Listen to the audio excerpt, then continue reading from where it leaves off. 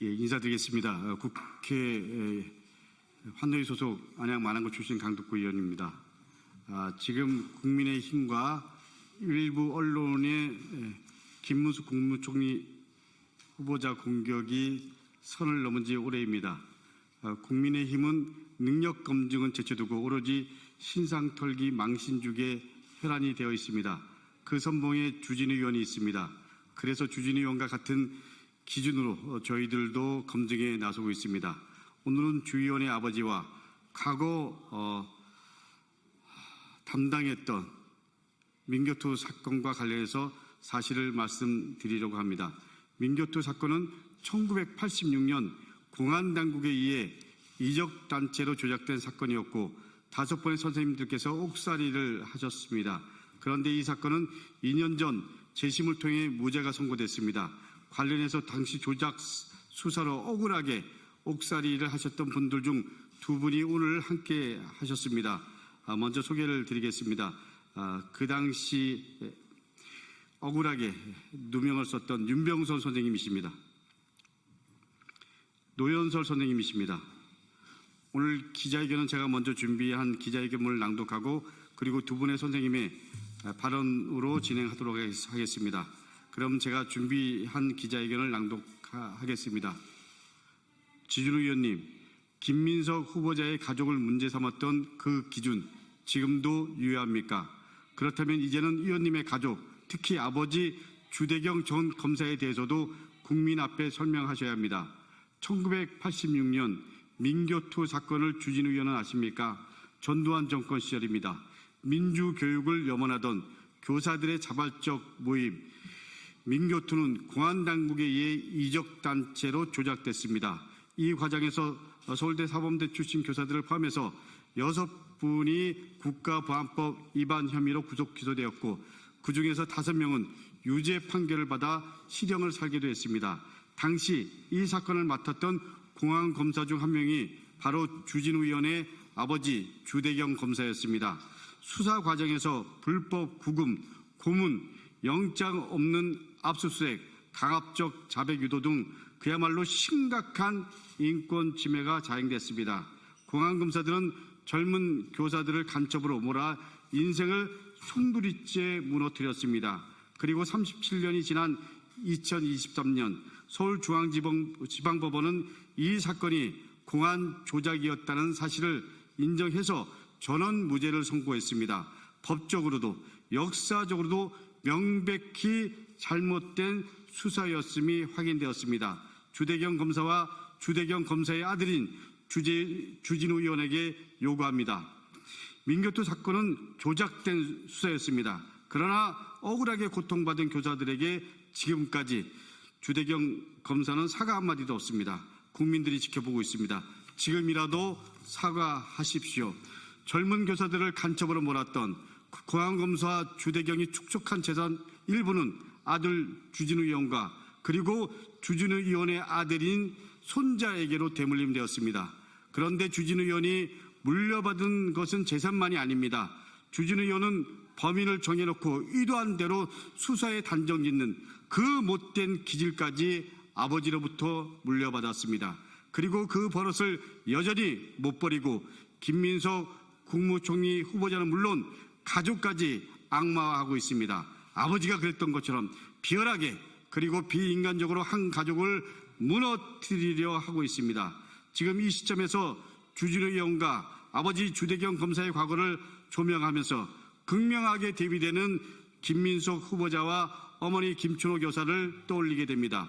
1986년 민교토 사건 조작 사건이 벌어지던 그 즈음 김민석 후보자는 5.18 민주화 운동을 알리려던 미 문화원 사건으로 인해서 3년간 독방에 복역 중이었습니다. 아들이 구속되자 어머니 김춘호 교사는 민주화 운동에 적극 나섰습니다.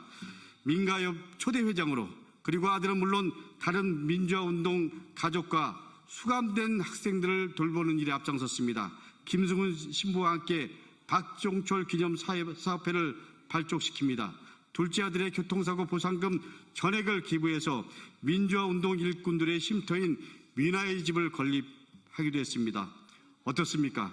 국민 여러분, 시민 여러분, 주진우 의원이 아버지로부터 공안검사 DNA를 물려받았다면 김민석 후보자는 어머니로부터 민주화운동 DNA를 물려받았던 것입니다.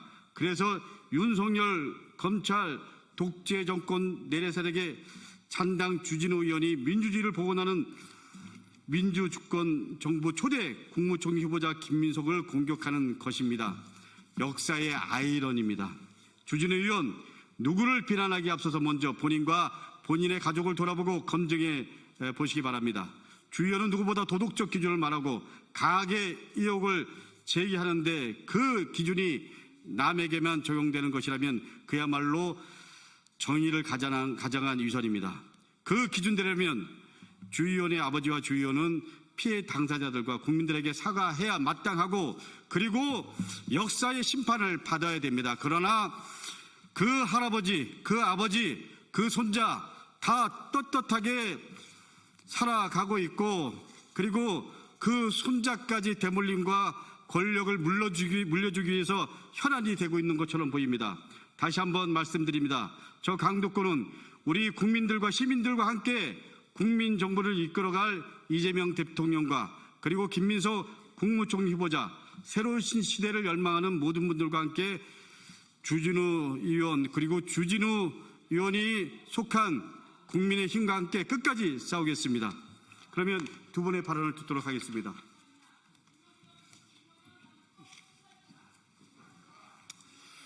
안녕하십니까.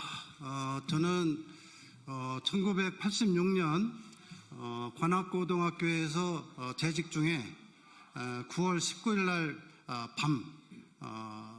밤늦게 사법경찰 3명으로부터 어떠한 압수수색영장이나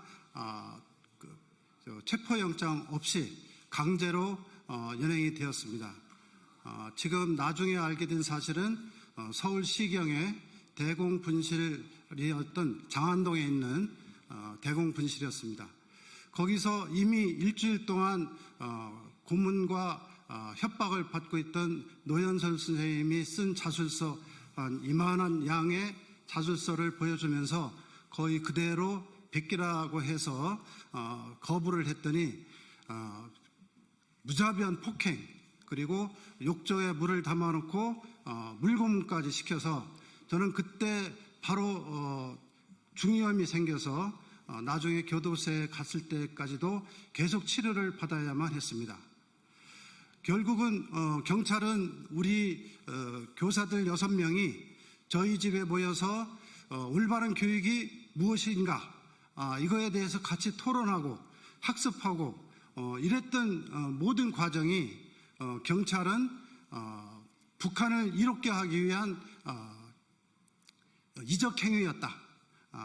이렇게 몰아가기 시작했던 것이죠. 거기에서 거부하면은 끊임없는 그 고문을 당했던 것입니다.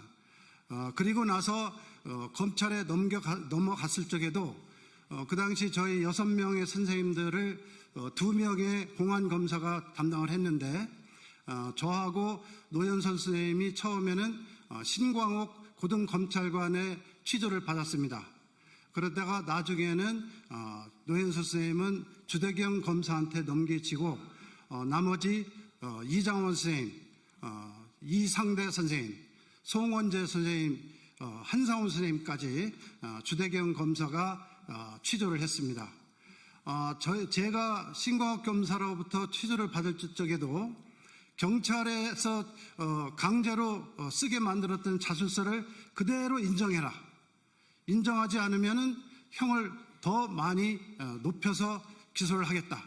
이런 협박 속에서 취조를 받았습니다.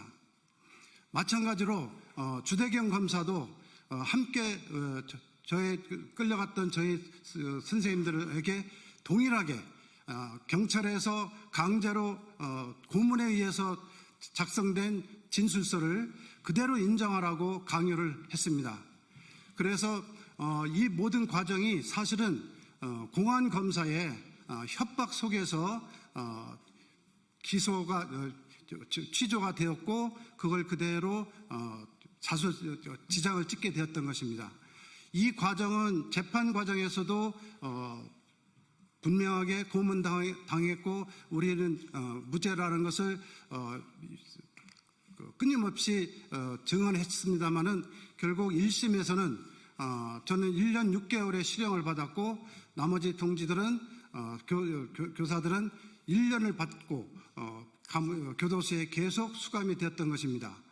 다행히 6.29 선언이 나면서 바로 그 87년 7월 달에 6.25 선언이 나오고 나서 보름 후에 저희들은 집행유예로 풀려나긴 했습니다. 그리고 나서 37년 동안을 온갖 그 스트레스 속에서 물론 그 감옥 생활 10개월씩을 했고 그리고 경제적 피해 이 모든 것을 감수하면서 정신적 스트레스 속에서 37년을 살다가 겨우 2년 전 2023년 10월 12일 날 재심에서 전부 무죄를 받았습니다. 그리고 나서 저희는 기자회견을 통해서 그 당시에 수사당국 공개적으로 사과하라고 하고 우리를 감옥에 엮을 수 있었던 근거는 국가보안법 위반이었습니다. 그래서 국가보안법 7조 이것도 폐지할 것을 같이 요구했던 것이죠. 그러나 지금 어떻습니까? 그 당시 수사했던 경찰 그리고 협박을 일삼아서 강제로 기소했던 그 공안검사 주대경 아무런 공개적인 사과 없이 지금 아주 얼마나 잘 살고 있습니까? 그리고 아들까지 이것이 대물림 되어서 지금 국회의원까지 하고 있는 실정입니다.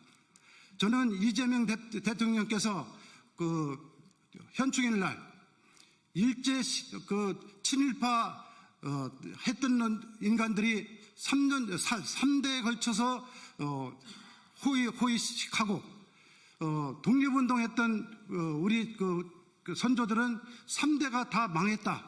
앞으로는 이런 일이 없도록 하겠다고 하는 발언에 대해서 감격했습니다. 이제는 그 당시 독재 권력에 아부하고 무고한 우리 교사들까지 국가보안법으로 기소했던 공안검사들 이제 처벌해야 됩니다. 그 모든 그 당시 공안검사들이 재심을 당한 사건의 담당 공안검사들은 반드시 소급 적용해서 처벌해야 된다고 생각하고 지금이라도 당장 공개적으로 사과해야 된다고 주장합니다. 이상입니다. 우리 노희 선생님. 저는 지금 다 말씀드렸기 때문에 간단하게 몇 가지만 말씀드리겠습니다. 예, 간단하게 주대경 검사, 제가 지금 이걸 공개적으로 이게 말씀드리는 거는 참 모호합니다. 왜냐하면 검사라고 하는 것은 어린아이들이 생각하기에는 이 정의를 실현하고 악을 소탕하는 그러한 직책을 가지고 있는 그 숭고한 그런 직책이라고 생각할 겁니다.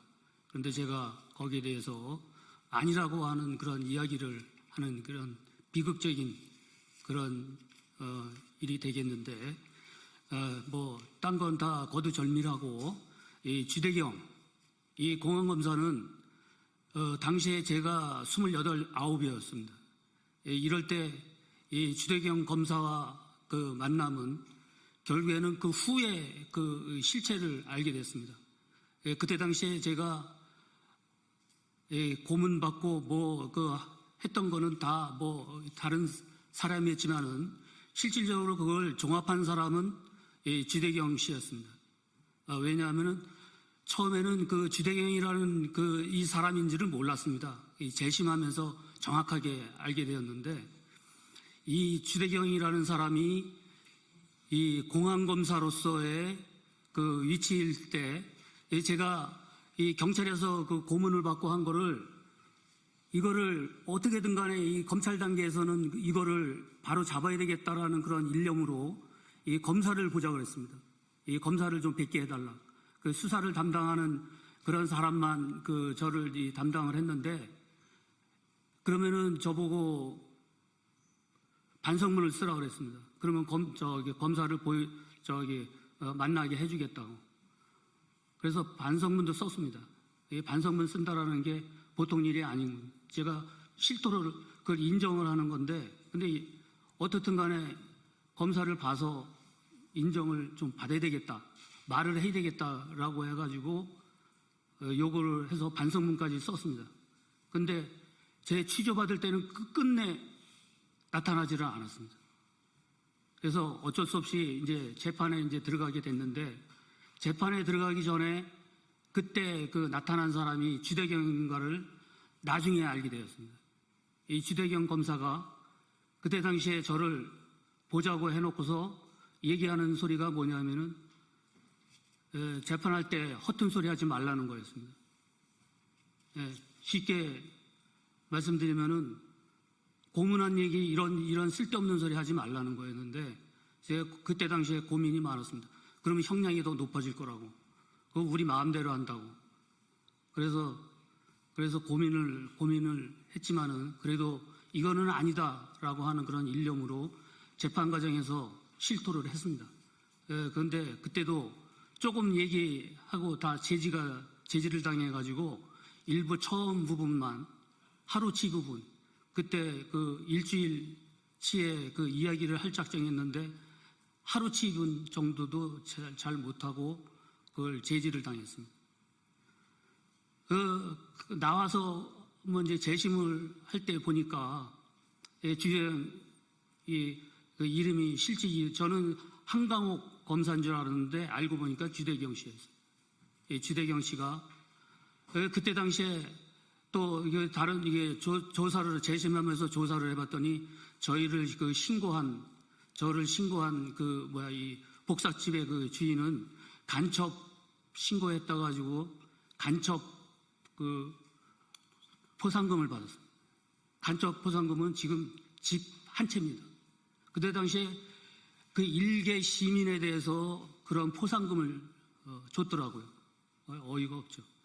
그래서 이해가 됩니다. 주대경 씨가 그래서 양심을 저버리고 그래 출세에 눈이 어두운 것은 바로 이런 거였구나.